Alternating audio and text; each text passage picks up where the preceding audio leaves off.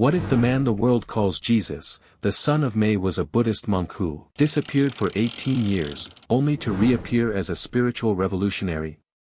And what if those missing years were not spent in Judea, but in India, Nepal, and Tibet, where he studied ancient scriptures, debated Brahmins, and lived as a Buddhist monk in the Himalayas?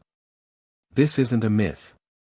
It's a historical claim backed by manuscripts, eyewitnesses, and a mysterious Russian traveler named Nicolas Notovitch, who shook the world with his book, The Unknown Life of Jesus Christ.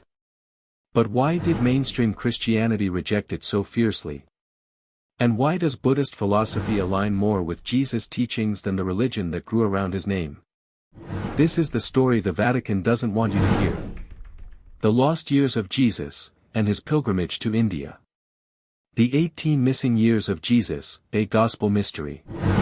The canonical Gospels, Matthew, Mark, Luke, and John, talk about Jesus' birth, his presentation at the temple at age 12, and then, nothing. No mention of his youth, education, or spiritual journey between the ages of 12 and 30.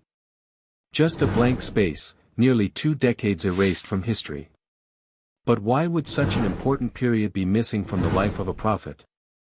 And then, in 1887, a Russian explorer named Nicolas Notovitch discovered something that could change everything. Nicolas Notovitch and the Hemis Monastery manuscript. While traveling through Ladakh, northern India, Notovitch broke his leg and was forced to recover at the remote Hemis Monastery, near Leh.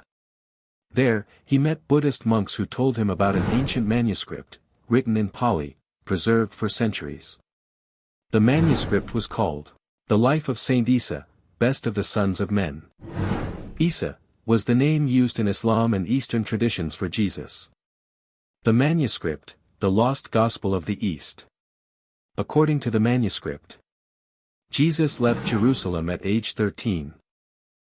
He traveled with traders into Persia, where he studied Zoroastrian wisdom.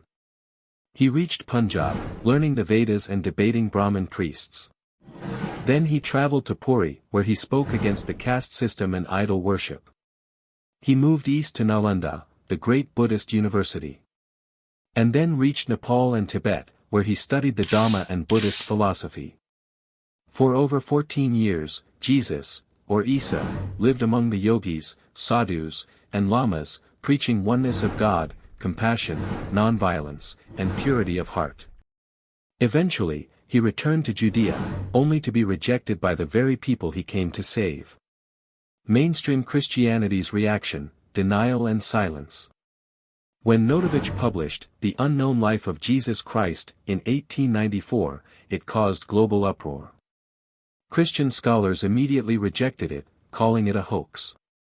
They claimed he fabricated the manuscript, even though multiple monks at Hemis confirmed its existence. The idea of Jesus learning from Eastern traditions, especially Buddhism and Hinduism, didn't sit well with the Church Fathers. It challenged the narrative of Jesus as a divine figure disconnected from earthly knowledge. Swami Abhidananda and the validation. Years later, the famous Indian monk Swami Abhidananda, a disciple of Sri Ramakrishna, was intrigued by Notovitch's claim. In 1922, he personally visited Hemis Monastery.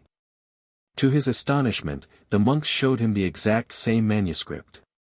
He later wrote in his travelogue, Kashmir to Tibet, confirming Jesus' Eastern journey and the teachings of Issa found in the scroll.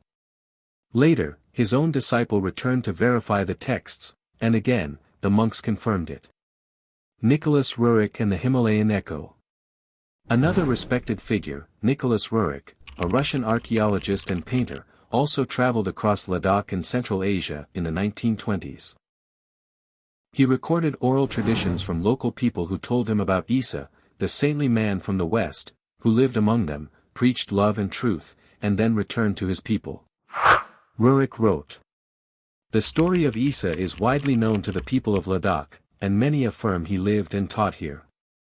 Jesus and Buddha, the mirror teachings. What makes this journey even more believable is the striking similarity between Jesus' teachings and that of Buddha. Blessed are the meek, for they shall inherit the earth." Matthew chapter 5. Verse 5 versus, hatred does not cease by hatred, but only by love, said in Dhammapada by Buddha. Jesus emphasized inner purity, detachment from wealth, and love for enemies, all core Buddhist principles. Both rejected ritualistic religion, oppressive priesthoods, and social injustice. Even Jesus' lifestyle, barefoot, wandering, not getting married, meditative, was more like a monk than a priest of Bani Israel. Could it be that his time in India, Nepal, and Tibet shaped his revolutionary message? Let's conclude the idea in a nutshell. Whether you believe Jesus was the Son of God, a great prophet, or the Messiah, one thing is clear.